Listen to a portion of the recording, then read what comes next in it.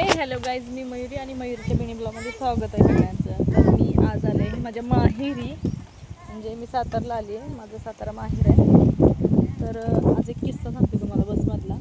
आज काय झालं माहिती आहे का, एवढी बस भरलेली होती ना, अशी पूर्ण पॅक झाली होती. त्याच्यामध्ये जागा नव्हती. मला एक तर एवढ्या लांब यायचं होतं, मला कळंबपासून बसायचं होतं. जवळपास 250 किलोमीटर यायचं होतं मला एवढ्या लांब. आणि तिथं काय झालं, एक म्हातारी होती, म्हणजे एक माणूस आणि एक म्हातारी दोघं होते. आणि त्या माणसाने मला आणि रुद्रला बघितलं, म्हणजे दादूला आणि मला बघितलं की तो म्हटला की मी उठून उभा राहतो, तुम्ही बसा इथं बाळाला घेऊन. म्हणलं थँक्यू. त्यांनी मला बसायला जागा दिली. बाळाला बघून ते उभा राहिले स्वतः. म्हणजे त्यांना पण जवळपास एक 50 किलोमीटरचं अंतर जायचं होतं, तरी पण ते उभा राहिले. आणि ती शेजारची जी म्हातारी होती ना, तिनं पिशवी खाली ठेवलेली होती, ती पण उचलून तिच्या शेजारी असं ह्याच्यावर ठेवली, सीटवर ठेवली. आणि तिनं जागा पूर्ण अजून जास्त घेतली. आणि आम्ही दोघंजण थोडासा, एक बॅग पण माझ्या पायावर आणि प्लस दादू पण, मी दोघांना घेऊन बसली होती. पंढरपूरपर्यंत ती सोबत होती आमच्या. दमरलं.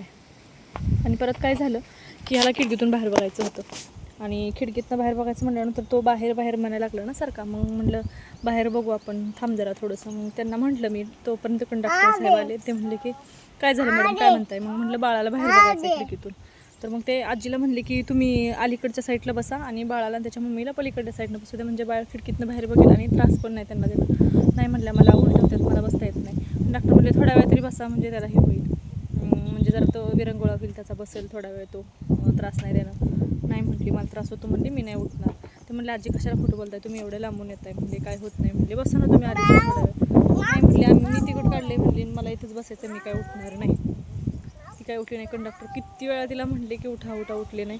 म्हणजे असे काय काय असतात ना की आपण म्हाताऱ्या माणसांची थोडीफार माया करायला जातो, ते जास्त करतात की कुठं उलट्या होतात, कुठं काय होतात. मग कंडक्टर साहेब तिला ओरडले पण की त्यांनी पण तिकीट काढली असं वगैरे. त्यांच्या बाळासाठी म्हणतो असं नाही, काही नाही, तुम्ही अलीकडल्या साईडला बसा, तुम्हाला त्रास काय झाला तर सांगा, परत तुमच्या जागावर बसवता येईल, तुम्ही तिथं बसा.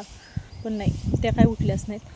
त्या जवळपास माझ्या जवळ पंढरपूरपर्यंत होत्या, पण पंढरपूरपर्यंतही त्यांनी त्यांची पिशवी खाली घेतली नाही. त्या अलीकडे सरून जास्त बसल्या, मला थोडीशीच जागा बसली. मी तेवढ्या जागेत पंढरपूरपर्यंत आली. जाऊ द्या, भरपूर असा कंटाळा आला होता, पण आले. आता घरी पोचले, थोडा वेळ झाले, का अर्धा एक तास झाला असेल मी घरी पोचले. हे बघा, आता असं हे वातावरण दाखवते तुम्हाला. हे बघा, हे अशा आमची जनावर आहेत, हे दादू. असं एवढं फ्रेश वाटतंय ना, अरे बापरे, एवढं म्हणजे गावाला आल्यावर असं आनंदच वेगळा आहे माहेरी यायचा. कोणाकोणाला असं माझ्यासारखा आनंद होतो माहेरी आल्यावर, नक्की कमेंट करून सांगा. चला, बाय बाय.